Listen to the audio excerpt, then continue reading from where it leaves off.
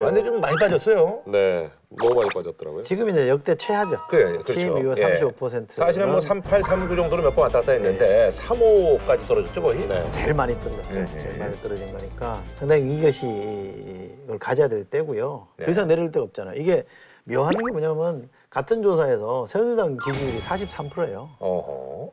새누리당 지지율보다 대통령 지지율이 더 낮다는 거예요. 옛날에 새누리당이 사실 이제 항상 이렇게 비판을 받아온 게 선거 때마다 박근혜 대통령의 어떤 그 인기에 의존하고 사실은 뭐 크게 이제 전략이 없다라고 그러는데 그게 완전히 이제 뒤바뀌었네요. 네. 네.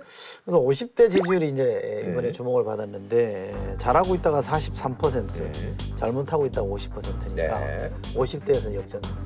뭐 60대야 뭐 확고부동하게 이제 박근혜 대통령은 뭐 지지합니다만. 네, 맞습니다. 그리고 대구 경북도 잘하고 있다가 44, 잘못하고 있다가 46이니까 한 번 조사만 가지고 전체적인 추세가 그렇게 간다라고 단정하기는 어렵습니다만 많이 빠졌고 역전돼 있기 때문에 단순히 수치가 떨어진 게 중요한 게 아니라 내용이 굉장히 안 좋아요.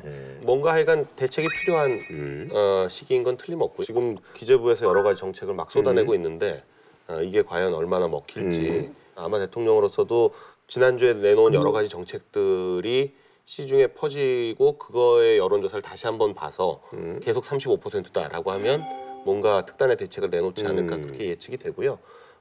대통령 입장에서는 비서진 3인방에 대해서 신년 기자회견을 통해서 아주 신뢰를 표시를 했는데 변함없는 신뢰를 뭐 변함없는 신뢰를 표시했지만 그게 국민들에게 너무 안 좋게 비친다라고 하면 분명히 뭐 대안을 내놓을 것으로 저는 그렇게 특단의 보지 조치라면 않습니다. 결국은 뭐 교체라든지 뭐 그렇죠. 지금 그 3인방이 이렇게 하겠네요. 국민들이 바라는 건 그 3인방이 대통령 너무 측근에 있는 것이 바람직하지 않다.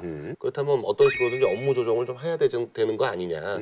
그렇게 보고 이 비서진 3인방이 무슨 대통령과 끊을래야 끊을 수 없는 관계이기 때문에 안 끊는다. 저는 그렇게 생각하지는 않고요. 뭐 익숙한 거니까. 뭐 그럼요. 굉장히. 그러니까 편안하고 워낙 그동안 15년 동안 그렇게 해왔기 때문에 그냥 그걸 유지하는 거였는데 그 유지하는 것이 정 국민들이 보기에 못마땅하다면 교체할 수도 있다. 이렇게 또 그 충분히 변화를 보일 거로 생각합니다. 문제의 본질은 박근혜 대통령이 이 3인방을 안 자른 것 때문에 여론이 악화됐느냐. 그건 아니에요. 예를 들면 기자회견하면서 이렇게 했을 수 있을 겁니다. 국민 여러분에게 심려를 끼친 거에 대해서는 제가 대신 사과드리겠다. 그러나 저를 믿고 좀 예쁘게 봐달라. 이랬다면 대중의 정서를 이해하고 가는 거잖아요. 내가 계속 써봤는데 문제 전혀 없는 사람이고 이번에도 검찰이 그렇게 수사를 해봤는데 안 나왔지 않느냐.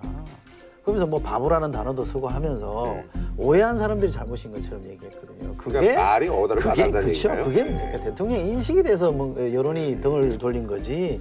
단순히 그 뭐 비서관들 7들 3명 자르고 안 자르고 뭐 이렇게 대단하겠어요. 저는 문제의 본질은 그게 아니라고 보고요. 문제는 이게 대통령이 근본적으로 이게 좀 녹선적 행태가 아니라 같이 가는 여당과 같이 가고 야당과 대화하는 모양새로 가야 달라지는데 근본적인 대혁신 없이는 불가능하다고 봅니다.